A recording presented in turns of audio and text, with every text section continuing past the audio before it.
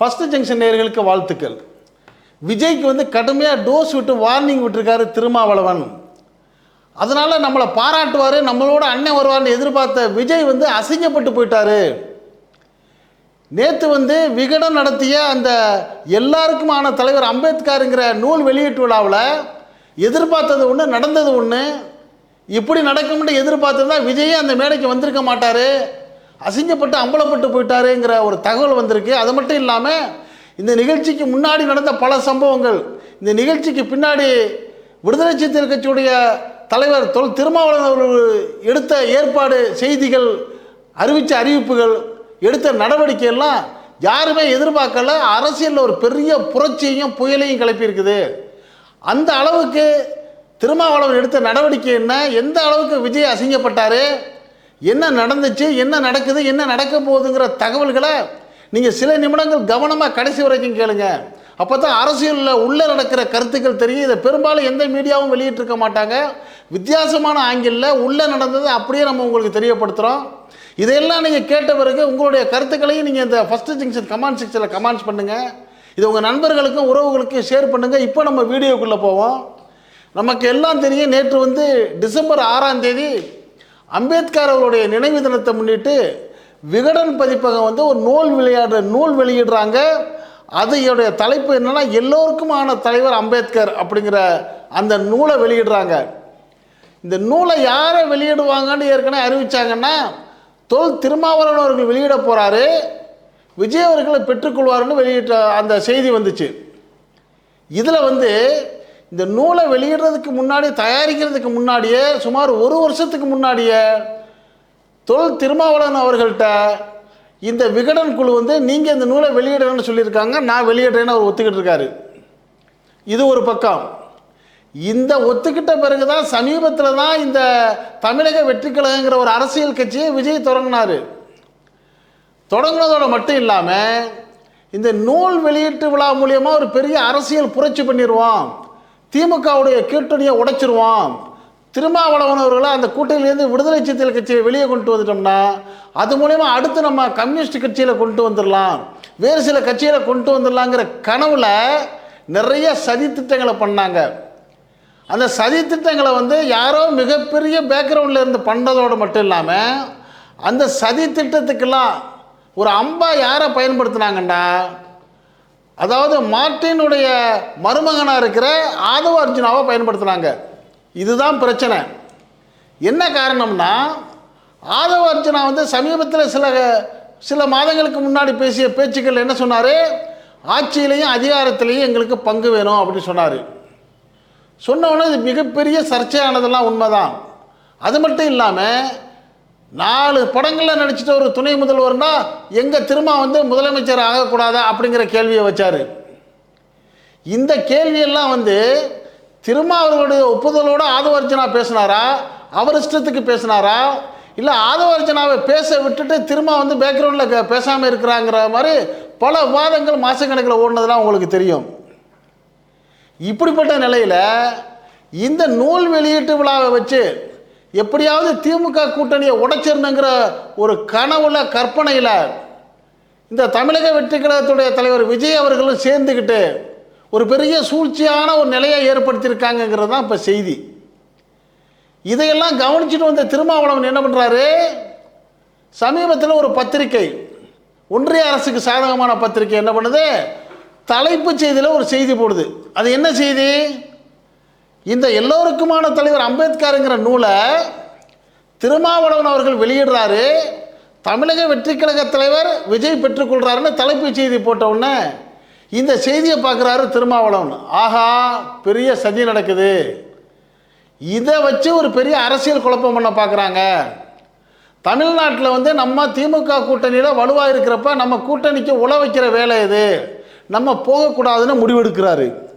முடிவெடுத்துட்டு என்ன சொல்கிறாரு, நான் வரலப்பா இந்த கூட்டத்துக்குன்னு அவர் முடிவெடுத்துடுறாரு. அதற்கான விளக்கம் ஆர்வக்க அறிக்கையை வெளியிடுறாரு. இப்படிப்பட்ட நிலையில் அந்த தமிழக வெற்றி கழக நடத்தின அந்த கூட்டத்தில் திருமாவளவன் வரலைங்கிறது மட்டும் இல்லை, அவரை சார்ந்த முக்கியமானவங்க இவங்களுமே வரல. தமிழக வெற்றி கழக தலைவர் விஜய் மட்டும்தான் வந்தார். அவர் கட்சிக்கு இருந்தவங்க அந்த மண்டபம் முழுக்க நிரம்பி இருந்தாங்க. கிட்டத்தட்ட அது ஒரு தாவேக்காவுடைய ஒரு அரங்கு மாநாடு மாதிரியே தான் இருந்துச்சு. அதில் குறிப்பாக அந்த விஜய் அவர்கள் பேசின பேச்சு தான் இன்றைக்கி வந்து வலைதளங்களில் ட்ரோலாக பல பேர் எடுத்து போடுறாங்க. அதில் அவர் என்ன சொல்கிறாரு, திமுகவை வந்து குற்றம் சுமத்துறங்கிறதுக்காகவே அந்த தாவேக்கா தலைவர் விஜய் அதில் பேசுகிறப்ப பேசினார், அம்பேத்கருடைய நூலை வெளியிடுறதுல எப்படியாவது வரணுங்கிற ஆசை அண்ணன் திருமாவர்களுக்கு இருந்திருக்கும். ஆனால் பாருங்கள், இந்த அம்பேத்கர் நூல் வெளியிடுறதுக்கு கூட வர முடியாத அளவுக்கு அவரை தடுத்து வச்சிருக்கு பாருங்க அந்த கூட்டணி தலைமை அப்படின்ட்டு யாரை மறைமுகமாக தாக்குறாரு திமுகவை. அந்த அளவுக்கு கட்டுப்படுத்தி வச்சிருக்கிறாங்க. சுதந்திரமாக அவரால் முடிவெடுக்க முடியாத நிலைக்கு அந்த திருமா கட்டுப்பட்டு போயிட்டாருங்கிற ஒரு செய்தியை சொல்லிட்டு சொல்கிறாரு. அப்படிலாம் இருந்தாலும் திருமாவளவன் அவர்களுக்கு வந்து இந்த மேடைக்கு வரலையே ஒழிய அவருடைய மனசு பூரா இங்கே தாங்க இருக்கும் அப்படின்னு சொல்லி விஜய் பேசியிருக்கிறாரு. விஜய் பேசுனது என்ன, அதுக்கு திருமாவளவன் அவர்கள் கொடுத்த பதில் என்னங்கிறத இப்போ நீங்களே இந்த வீடியோவில் கொஞ்சம் பாருங்கள்.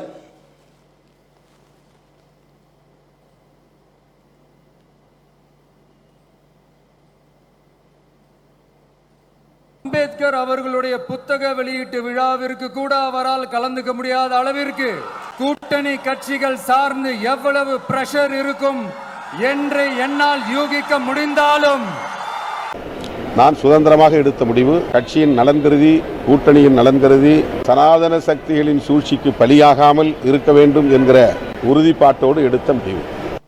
அம்பேத்கர் அவர்களுடைய புத்தக வெளியீட்டு விழாவிற்கு கூட அவரால் கலந்துக்க முடியாத அளவிற்கு கூட்டணி கட்சிகள் சார்ந்து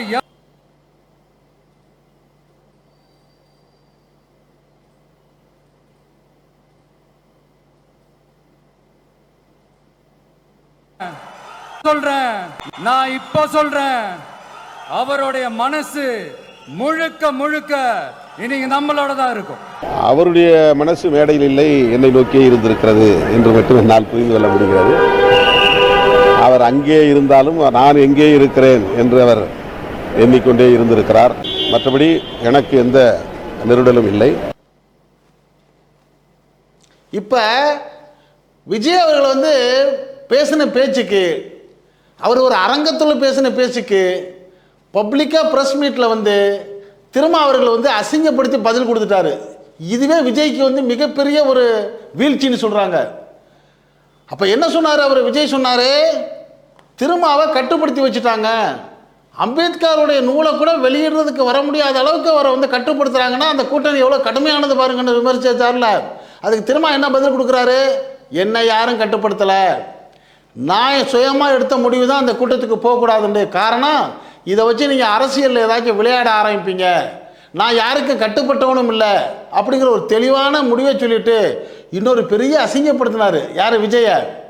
விஜய் என்ன சொல்கிறாரு, இந்த அம்பேத்கருடைய நூல் வெளியீட்டு விழா இங்கே நடந்தாலும் இதுக்கு வராட்டியும் திருமாவருடைய மனசெல்லாம் இங்கே தான் இருக்கும், அவருடைய மனசு பூரா இங்கே தான் இருக்கும் அப்படின்னு சொல்லி விஜய் பேசுனதுக்கு அவர் என்ன தெரியுமா பதில் கொடுத்தாரு? திருமா, என் மனசுலாம் அங்கே இல்லைங்க, விஜய்க்கு எப்போ பார்த்தாலும் அவர் மனசில் நான் தான் இருக்கிறேன், திருமாவளவன் தான் இருக்கிறேன், அவர் அரசியல் நடத்தணுங்கிறதுக்காக என்ன வந்து நினச்சிக்கிட்டே இருக்கிறாரு, அவர் நினைப்பெல்லாம் என் மேலே இருக்குது அப்படின்னு சொல்லி பாலை திருப்பி அடிச்சார் பாருங்க. இதில் தாங்க திருமாவளவன் மிகச் சரியான அரசியல்வாதிங்கிறத மட்டும் காட்டலை, இந்த மாதிரி வேலையெல்லாம் நீங்கள் பண்ணாதீங்கன்னு சொல்லாமல் சொல்லிட்டாரு. அடுத்த சப்ஜெக்டுக்கு வருவோமே. இந்த ஆதவ அர்ஜுனா மட்டும் ஏன் இப்படி பேசுகிறாரு? ஆதவ அர்ஜுனாவை வந்து திருமாவளவன் வந்து சாவி கொடுத்து விட்டு பேச விடுறாரா அப்படின்னு ஒரு சிலர் பேச்சு. இன்னும் ஒரு சிலர் என்ன சொல்கிறாங்க, இல்லைங்க, ஆதவ அர்ஜுனா வந்து மார்ட்டின் லாட்டரியுடைய மருமகன், ஏற்கனவே வந்து அவர் வந்து திரிணாமுல் காங்கிரஸுடைய மேற்கு வங்காளத்தில் இதே மாதிரி அவங்களுக்கு சப்போர்ட் பண்ணி பேசி அந்த அம்மாவை ஜெயிக்க வச்சுட்டு அவர் ஒரு அப்ளிகேஷன் வச்சார். என்ன அப்ளிகேஷன்? மேற்கு வங்காளத்தில் எங்களுக்கு லாட்ரி சீட் நடத்த அனுமதி வேணுண்டு. அவங்க ஜெயிச்ச உடனே அனுமதி கொடுத்துட்டாங்க. அந்த அனுமதியை வந்து இங்கே தமிழ்நாட்டில் கேட்டார். தமிழ்நாட்டில் கேட்குறப்ப தமிழ்நாடு முதலமைச்சர் வந்து என்ன லாட்ரி சீட்டை கொடுக்க மாட்டேன், மக்கள் நிறையா காசுகளை இழந்துருவாங்க, முடியாதுன்னு சொல்லிட்டதுனால அப்போ நம்ம இந்த திமுக கூட்டணியை உடைக்கணும், நம்ம வெளியே வந்துட்டா வேற ஒரு கூட்டணியை உண்டாக்கி ஆட்சி மாறிட்டா நம்மளுக்கு அந்த லாட்டரி சீட்டு தமிழ்நாட்டில் நடக்கக்கூடிய ஒரு வாய்ப்பு கிடைக்குங்கிறதுனால தான் ஆதவ அர்ஜுனா அவர்கள் வந்து பல கோடி ரூபாய்களை செலவு பண்ணி இந்த மாதிரி எப்படியாவது விசிகாவை வந்து அந்த கூட்டணியிலேருந்து உடைச்சி கொண்டு வரணுங்கிற முயற்சி எடுக்கிறாரு அப்படிங்கிறது ஒரு சிலர் சொன்னாங்க. ரொம்ப பேர் ஒரு சிலர் என்ன நினச்சிக்கிட்டு இருந்தாங்க, விடுதலை சிறுத்தைகள் கட்சி தலைவர் தானேங்க அவர் திருமாவளவன், தன் கட்சியுடைய மாநில துணை பொதுச் செயலாளர் அப்படி பேசுகிறாருன்னா எப்பா நீ பேசாதேன்ட்டு அவர் ஒரு அறிக்கை கொடுக்கலாம்ல, இல்லை அவர் பேச்சுக்கு என் பேச்சுக்கு சம்மந்தம் இல்லைன்னு மறுக்கலாம்ல, ஏன் சைலண்டாக இருக்கார் அப்படிங்கிற கேள்வியெலாம் கேட்டாங்க. இதுக்கெல்லாம் பதில் சொல்கிற மாதிரி ஒரே அடியாக அடிச்சுட்டாரு பாருங்க திருமாவளவன் அவர்கள் ப்ரெஸ் மீட்டில். என்ன சொல்லியிருக்கிறாருன்னா, இது வந்து ஆதவ அர்ஜுனர் பேச்சுக்கு எனக்கு உடன்பாடே கிடையாது, அதனால் நாங்கள் என்ன பண்ணுவோம், இவர் ஏன் இப்படி பேசினாருன்னு நாங்கள் நோட்டீஸ் விடுவோம், விளக்கம் கேட்போம். உடனே ஒரு நிருபர்லாம் கேட்குறாங்க, அப்போ அவர் விளக்கிடுவீங்களா? எங்களுடைய விடுதலை சிறுத்தைகள் கட்சி வந்து ஜனநாயக ரீதியாக முறையாக இருக்கிற கட்சி, நாங்கள் கூடி முடிவெடுத்து சரியான நடவடிக்கை எடுப்போம். அவர் வந்து மறைமுகமாக மனசுக்குள்ளே சரியான ஆப்படி போன்னு மனசுக்குள்ளே நினச்சிக்கிட்டு என்ன சொல்கிறாரு, சரியான நடவடிக்கை எடுப்போம்னு சொல்கிறாரு. இதில் இருந்தும் ஆதவ அர்ஜுனாவுடைய முயற்சி தோல்வி அடைஞ்சிருக்கிறதுக்கு இன்னொரு உதாரணமும் இப்போ இங்கே வருது. இதை நீங்கள் கவனிங்க. ஆதவ அர்ஜுன் அவர்கள் பேசிய கருத்தில் எனக்கு உடன்பாடு இல்லை. அவர் என்ன நோக்கத்தில் அதை சொன்னார் என்று எனக்கு விளங்கவில்லை. அந்த கருத்தை நான் மறுக்கிறேன். விடுதலை சிறுத்தைகள் கட்சி மறுக்கிறது. கட்டாயமாக உயர்நிலைக் குழுவில் ஏற்கனவே நாங்கள் விவாதித்தபடி அவருக்கு விளக்கம் கேட்டு நாங்கள் நோட்டீஸ் அனுப்புவோம். இப்படி திருமாவளவன் விஜயோடு போகிறாரா என்ற சந்தேகத்தை திமுக கூட்டணியிலே ஏற்படுத்த விரும்பியவர்கள் இந்த சர்ச்சைக்கு பிள்ளையார் சுழி போட்டார்கள். அதிலிருந்து தொடர்ச்சியாக தேவையே இல்லாத ஒரு சூழலிலும் கூட திருமாவளவன் போவாரா போக மாட்டாரா, விஜய் திருமா இருவரும் ஒரே மேடையில் இருப்பார்களா மாட்டார்களா என்று ஒரு மாத காலத்திற்கு தொடர்ந்து விவாதம் நடத்தியவர்கள் யார்? திமுக காரர்களா, திமுக கூட்டணியில் இருந்தவர்களா, அல்லது விடுதலை சிறுத்தைகள் கட்சியை சார்ந்தவர்களா? இல்லை. இந்த பின்னணியை ஆராய வேண்டிய தேவை இருக்கிறது. வேங்கவேல் பிரச்சனை மனிதாபிமானத்திற்கு எதிரானது. அதை கண்டிக்கவும் அதை எதிர்த்து போராடவும் அதிமுகவுக்கு பொறுப்பு இல்லையா, அல்லது இதர எதிர்க்கட்சிகளுக்கு பொறுப்பு இல்லையா? அவர்கள் யார் எங்கே போராட்டம் நடத்தியிருக்கிறார்கள், அவர்கள் ஏன் போராட்டம் நடத்தவில்லை என்று யாரும் ஏன் கேள்வி எழுப்பவில்லை? திருமாவளவன் ஏன் அங்கே ஒட்டி கொண்டிருக்கிறார் என்று மட்டும் கேள்வி எழுப்புகிறார்கள். ஆக அவர்கள் நோக்கம் குற்றவாளிகள் கைது செய்யப்பட வேண்டும் என்பதில்லை. திமுக கூட்டணியிலிருந்து திருமாவளவன் வெளியேற வேண்டும், அதற்கு இது ஒரு சாக்கு. இதை ஒரு குற்றச்சாட்டாகத்தான் முன்வைக்கிறார்கள். அதுபோல் இல்லாமல் உண்மையிலேயே வேங்கவேலில் பாதிக்கப்பட்ட மக்களுக்கு நீதி கிடைக்க வேண்டும் என்று விஜய் அவர்கள் குரல் கொடுப்பாரையானால் அதை நாங்கள் வரவேற்க கடமைப்பட்டிருக்கிறோம். ஆதவ அர்ஜுன் அவர்கள் வேங்கவேல் பிரச்சனையில் வந்து விஜய் வந்து அக்கறை காட்டுறதா இருந்தால் அவர் போராடட்டும், நாங்கள் வேணாண்டா சொல்கிறோம், அதை வரவேற்கிறோம்.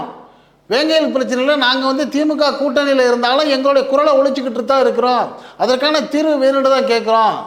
எந்த இடத்துல மக்கள் பக்கம் நிற்கணுமோ அந்த இடத்துல நாங்கள் நின்றுக்கிட்டே இருக்கிறோம்.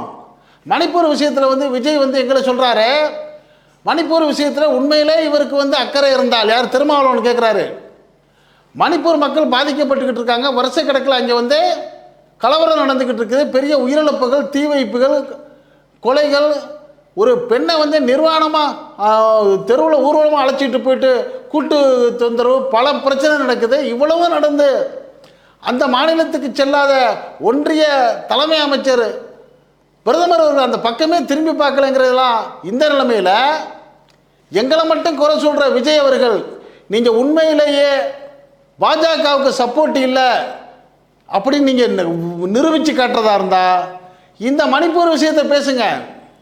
பிரதமர் அவர்களே ஏன் மணிப்பூருக்கு போகாமல் இருக்கிறீங்க? அந்த மணிப்பூர் இந்தியாவில் தானே இருக்குது, அந்த கலவரத்தை நீங்கள் நடத்தாமல் கலவரத்தை ஏன் அடக்காமல் இருக்கிறீங்கன்னு உங்களால் பிஜேபியையும் ஒன்றிய அரசையும் கண்டித்து பேச முடியுமா? நீங்கள் உண்மையிலேயே மக்கள் பக்கம் நிற்கிறீங்க, நியாயத்தின் பக்கம் நிற்கிறீங்கன்னா நீங்கள் கண்டித்து பேசுங்கன்னு ஒரு செக்கு வச்சாரு பாருங்க. இதில் தான் விஜய் மாட்டிக்கிட்டாரு. இப்போ இதை நீங்கள் கொஞ்சம் கேளுங்க.